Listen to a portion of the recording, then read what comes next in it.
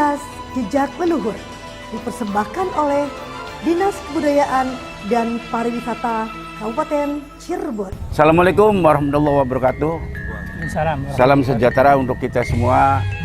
Cirebon sebagai sebuah wilayah kultural yang memiliki akulturasi berbagai kekayaan budaya dan peninggalan sejarah telah menjadi tujuan objek wisata religi.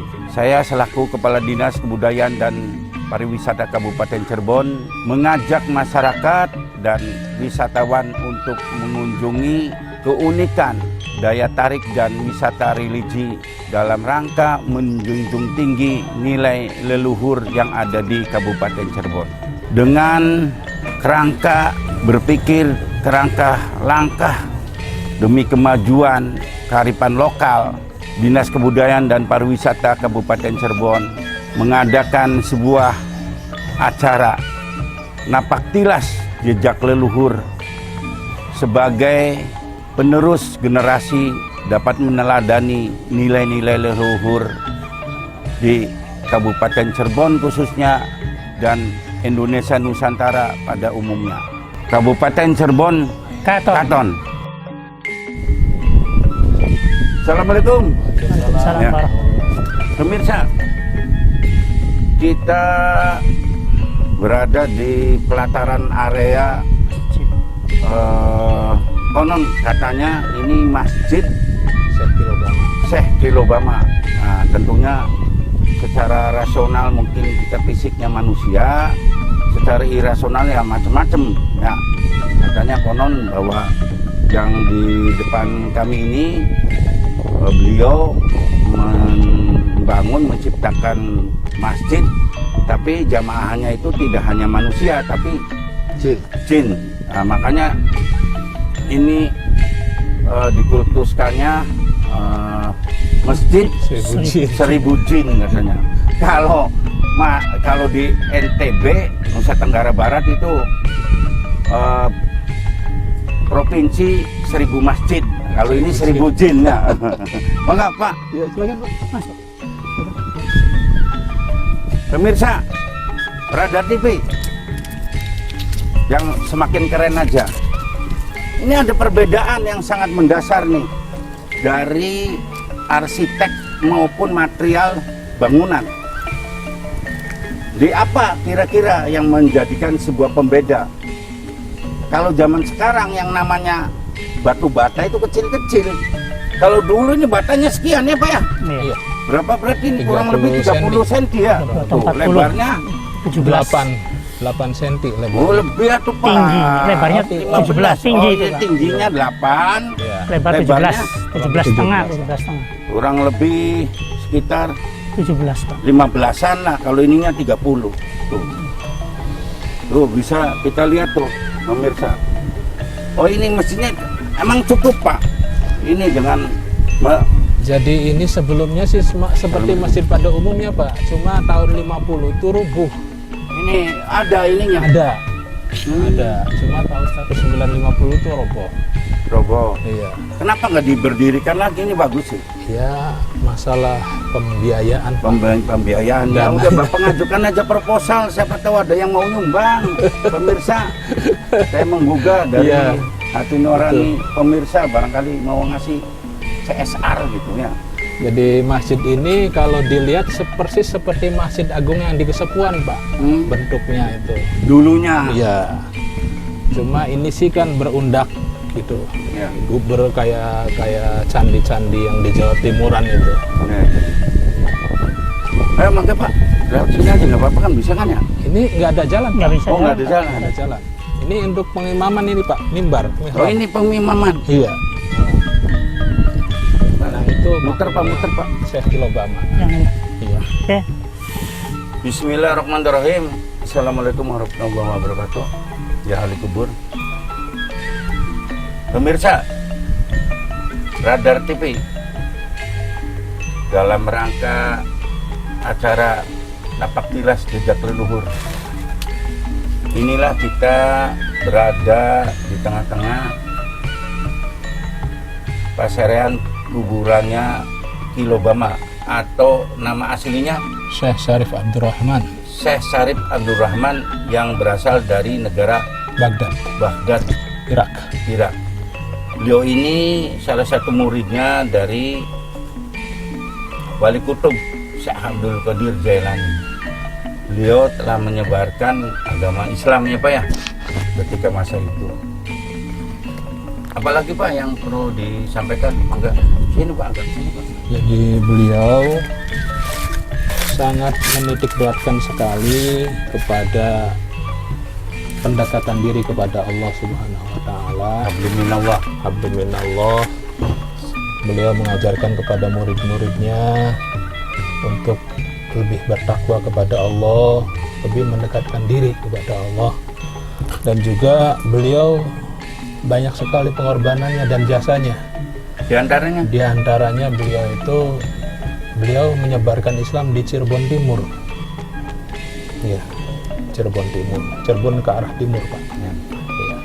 Waktu itu memang belum terucap kata Cirebon, masih belum ada Cirebon ya, itu, karena masih mungkin kalau dilihat dari itu mungkin Singapura atau Japura gitu.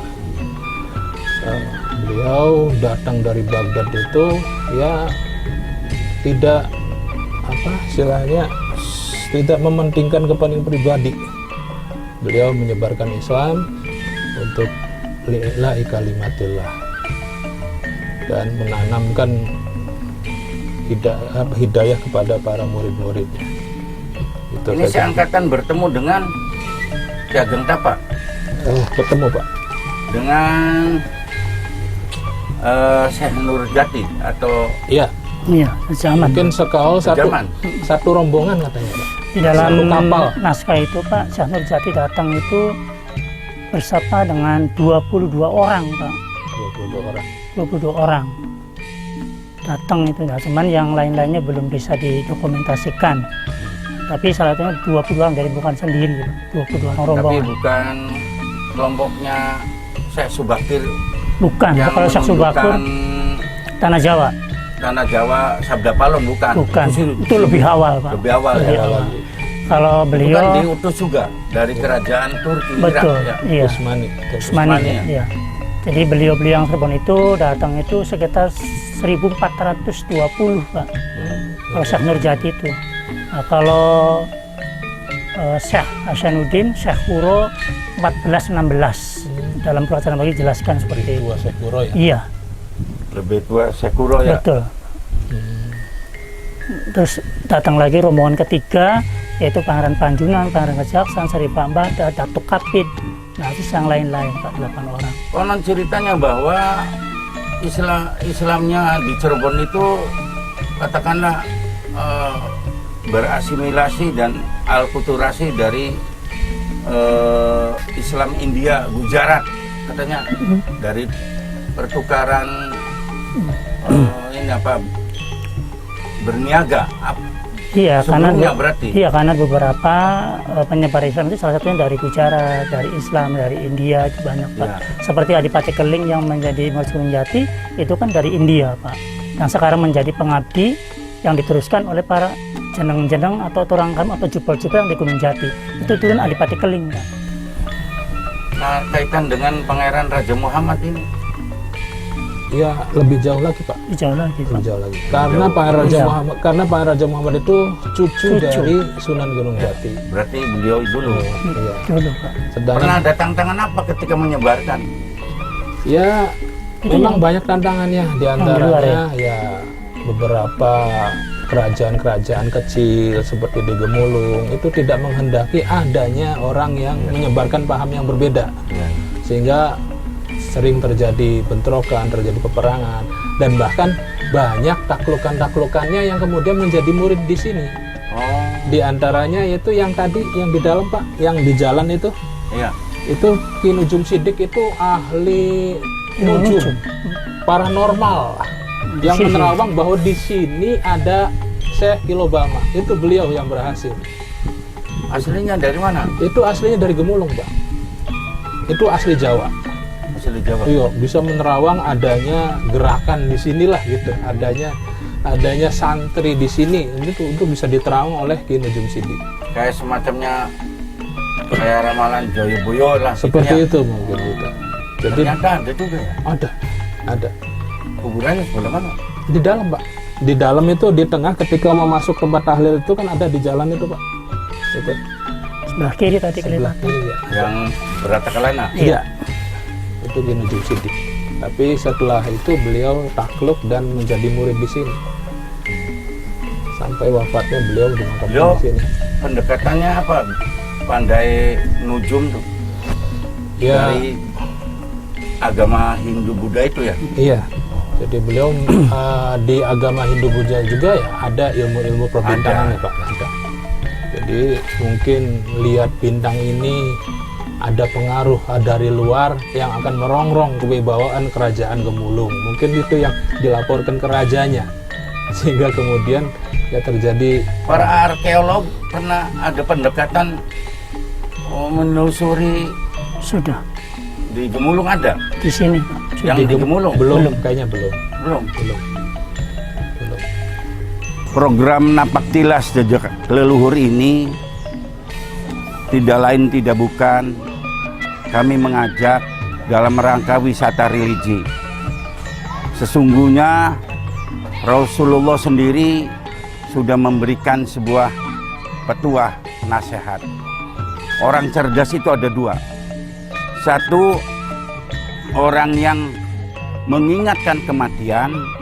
Yang kedua, bagaimana orang tersebut mempersiapkan untuk kematian itu.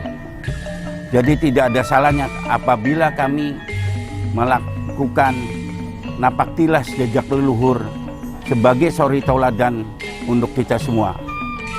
Assalamualaikum warahmatullahi wabarakatuh. Napaktilas Jejak Leluhur dipersembahkan oleh Dinas Kebudayaan dan Pariwisata Kabupaten Cirebon.